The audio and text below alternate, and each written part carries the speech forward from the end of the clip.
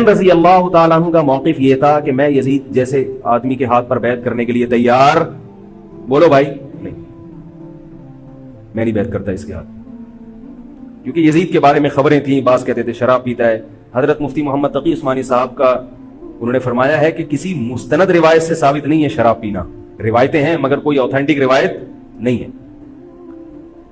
تو اب نتیجہ کیا نکلا کہ حضرت حسین رضی اللہ تعالیٰ عنہ کے پاس کوفہ سے خطوط آئے.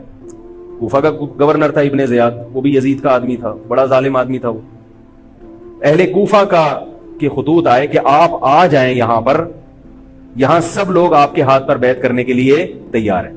حضرت حسین کا خیال یہ تھا کہ اگر یہ سب تیار ہیں تو یزید کی حکومت بغیر لڑائی کے، بغیر بڑے قتال کے، مسلمانوں کے خون خرابے کے بغیر ختم ہو سکتی ہے. آئی بات سمجھ میں؟ جو انفارمیشن آپ کو ملی تھی، جو نالج آپ کو ملی تھی، وہ نالج غلط تھی. اگر وہ نالج صحیح ہوتی تو حضرت حسین کبھی کربلا کی طرف رخ نہ کرتے، کیونکہ حضرت حسین کا موقف بھی یہی تھا کہ مسلمانوں کی تلواریں آپس میں نہ چلیں.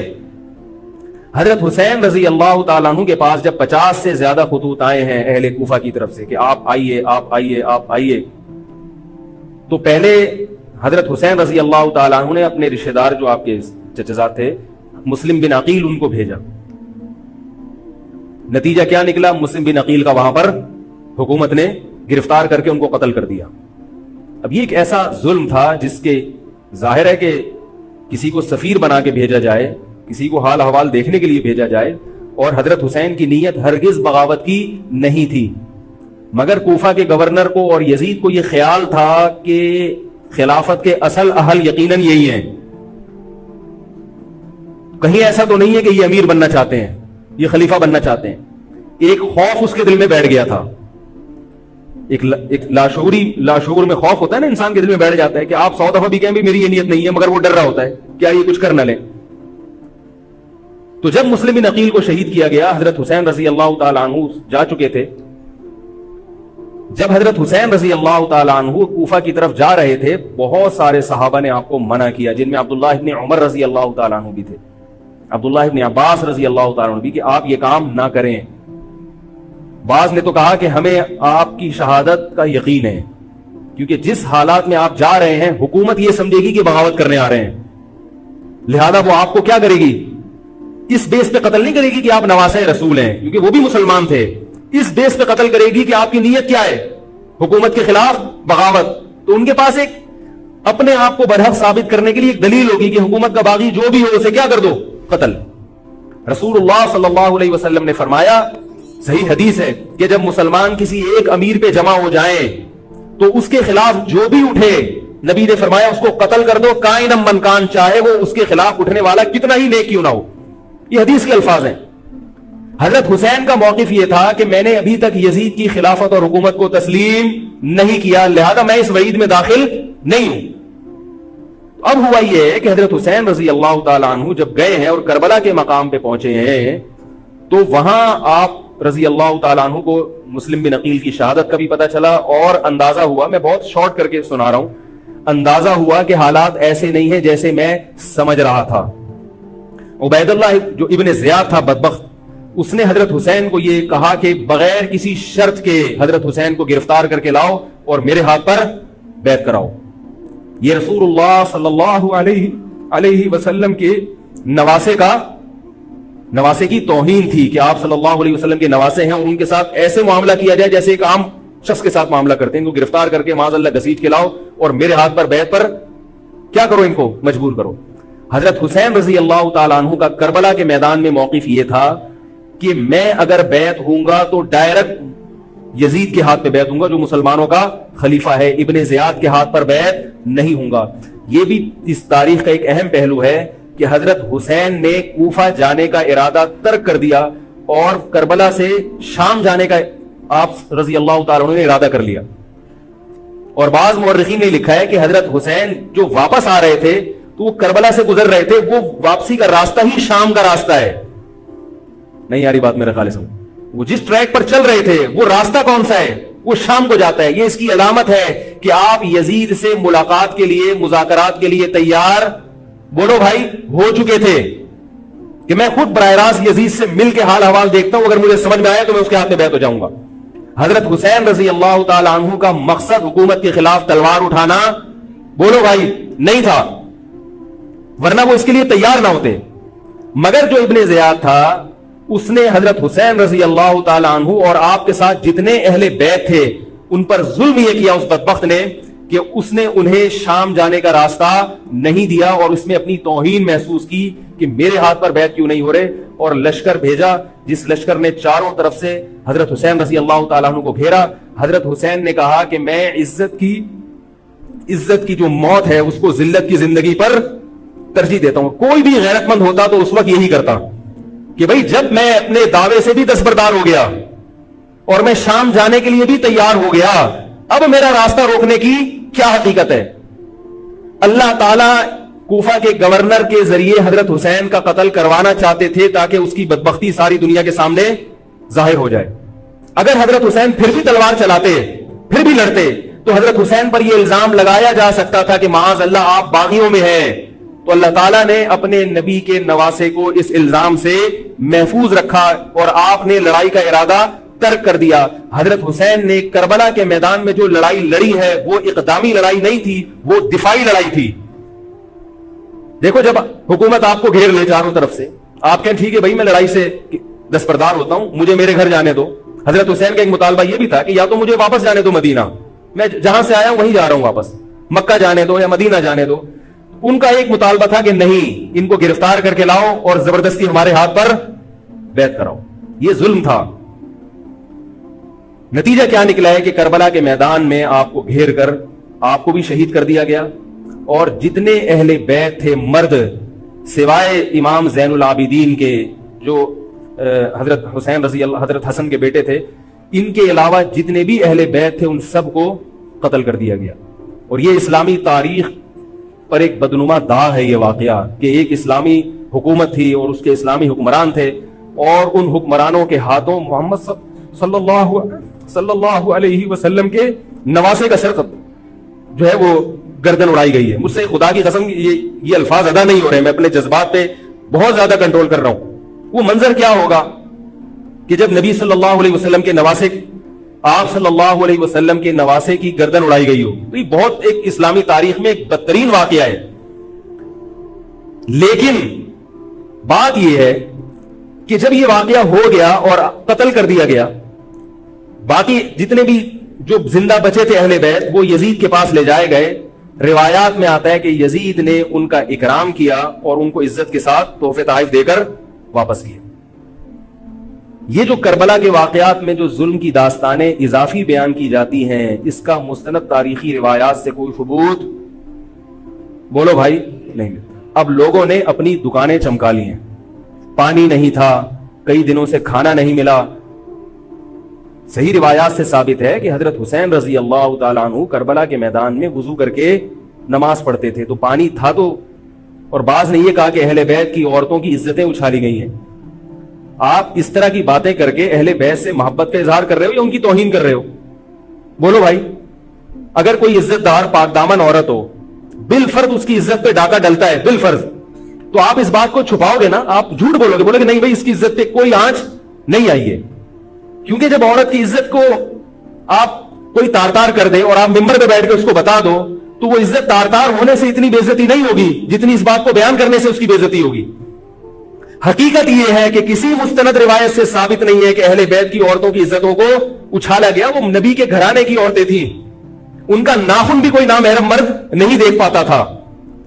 دوپٹہ اتر گیا زینب کا اور زینب کی چادر چھن گئی, یہ سب غلط ہے, یہ سب من گھڑت باتیں ہیں.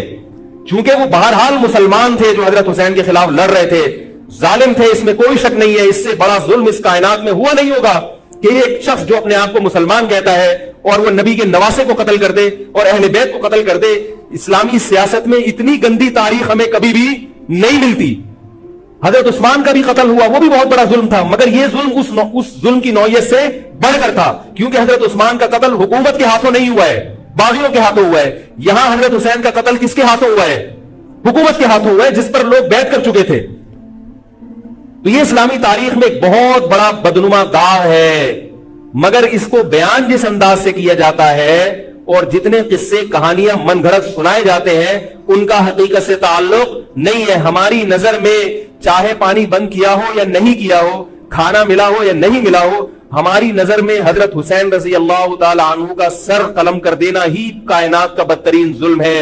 یہی ایسا ظلم ہے کہ جس پر جتنا غم کیا جائے کم ہے. غم منایا نہیں, غم کیا جائے. منانا الگ چیز ہے, غمزدہ ہونا الگ چیز ہے. لیکن جو آگے اس میں تڑکا لگایا جاتا ہے اس کا حقائق سے تعلق بولو بھائی نہیں ہے.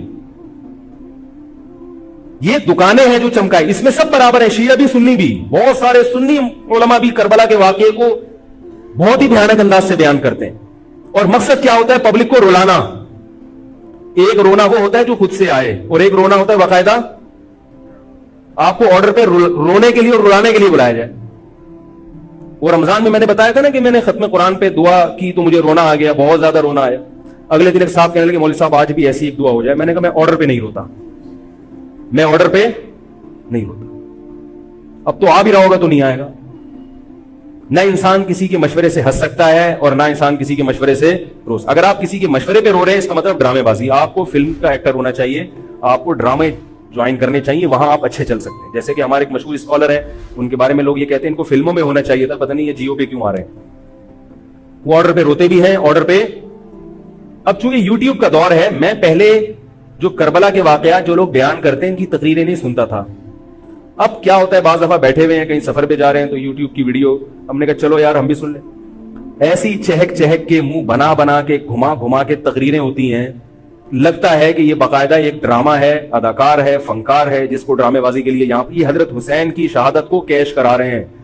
یہ حضرت حسین سے محبت کرنے والے نہیں ہیں, یہ ان کی شہادت کو دیکھو. اس کی مثال ایسے جیسے کوئی محلے میں مر گیا, کسی سیٹھ کا بیٹا مرا, اب آپ کو سیٹھ سے قرضہ چاہیے تو سب سے زیادہ آپ روگے نا, تاکہ سیٹھ صاحب سمجھیں کہ محبت سب سے زیادہ کس کو ہے, آپ کو. تو آپ اس کی بیٹے کی موت کو کیا کرا رہے ہو, کیش کرا رہے ہو. بعض لوگ کسی کی شہادت کو کیش کراتے ہیں, کسی پہ ظلم کو کیش کراتے ہیں. تو میں پھر عرض کروں کہ بہت بدترین واقعہ ہے. حضرت حسین رضی اللہ تعالیٰ عنہ کا سر لے جایا گیا یزید کے پاس. یزید بدبخت نے چھڑی سے آپ کے ہونٹوں کو چھوا. وہاں صحابی رسول نے فرمایا کہ ایسا مت کرو. فرمایا اللہ کی قسم میں نے ان ہونٹوں پہ بارہا محمد صلی اللہ علیہ وسلم کے ہونٹ رکھے ہوئے دیکھا ہے. بارہا میں نے دیکھا ہے کہ محمد صلی اللہ علیہ وسلم نے ان ہونٹوں کا بوسہ لیا ہے. بارہا میں نے دیکھا ہے. ان صحابی کے دل پہ کیا گزر رہی ہوگی جو حضرت حسین کے ساتھ یہ حرکت دیکھ رہے ہوں گے, جبکہ اسی حسین کو انہوں نے بارہا نبی کی گود میں بھی دیکھا اور بارہا نبی کے ہونٹوں کو بھی ان ہونٹوں سے مس ہوتے ہوئے دیکھا. تو جب یہ سر ان کے سامنے رکھا ہوگا اور اس کے ساتھ یہ حرکت ہو رہی ہوگی, ان صحابی کے جذبات کیا ہوں گے.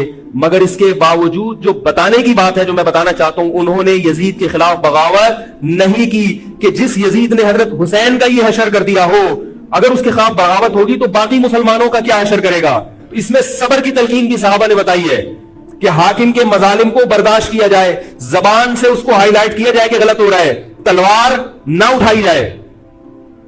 بات نہیں آ رہی میرے خیال ہے سمجھ میں, کیونکہ آج ایک واقعہ ہوا ہے ورنہ کربلا جیسے درجنوں اور واقعات ہو جائیں گے. تو صحابہ کرام کی سیرت میں ہمیں ہر طرح کے اسباق ملتے ہیں. تو میں یہ عرض کر رہا تھا کہ یہ ہے وہ کربلا کا واقعہ جس کا میں نے آپ کو خلاصہ بیان کیا. اس کے بعد کیا ہوا ہے کہ یہ جو بنو امیہ کی حکومت تھی, اس کی وہ ویلیو صحابہ کرام کے دل میں نہ رہی جو پہلے کسی حد تک برقرار تھی. بہت ایک حکومت کے خلاف لوگوں کے دل میں بغض پیدا ہو گیا اور بالآخر بغاوتیں شروع ہوئیں.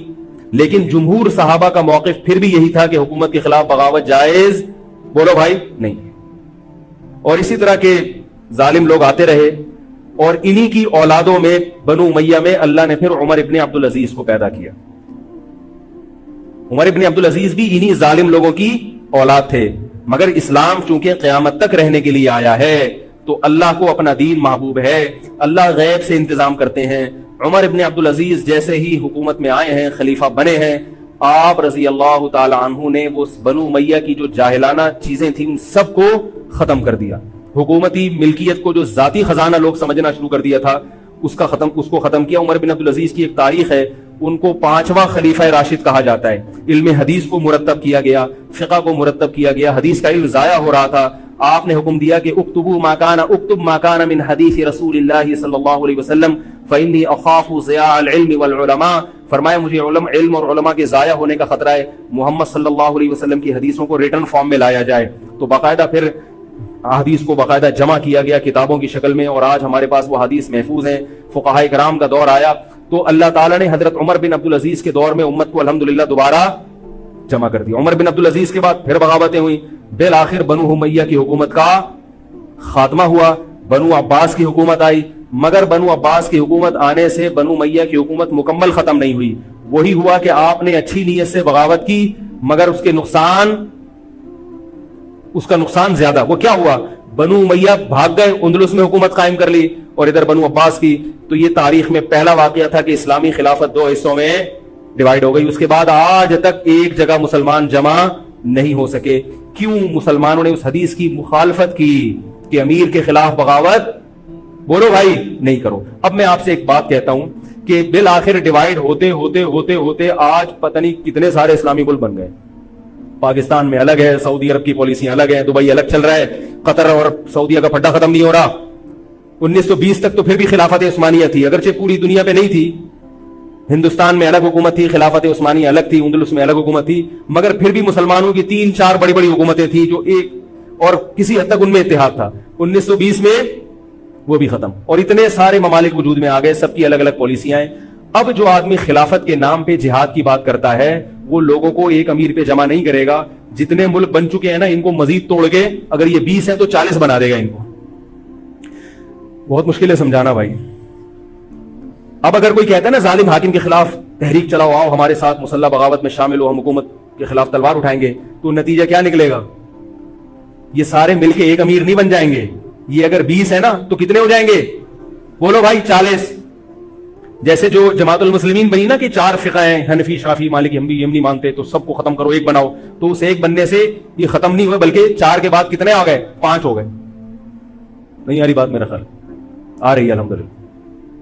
اور بھی جو بھی اس کی باتیں کر رہے ہیں نا امت کو اتحاد کے لیے, آ جاؤ میرے پاس آ جاؤ, تو وہ 6واں بنا رہے ہیں, 7واں بنا رہے ہیں, پھر 8واں بنا رہے ہیں, ایسے بنتے چلے جا رہے ہیں. او بھائی جو ہے وہاں بریک لگا دو, اللہ کا واسطہ روک دو ان کو, کوئی بات نہیں, 4 ہیں, جو جس کو فالو کرے ٹھیک ہے, کچھ نہیں ہوتا اس سے, ہمیشہ سے چلے آ رہے ہیں.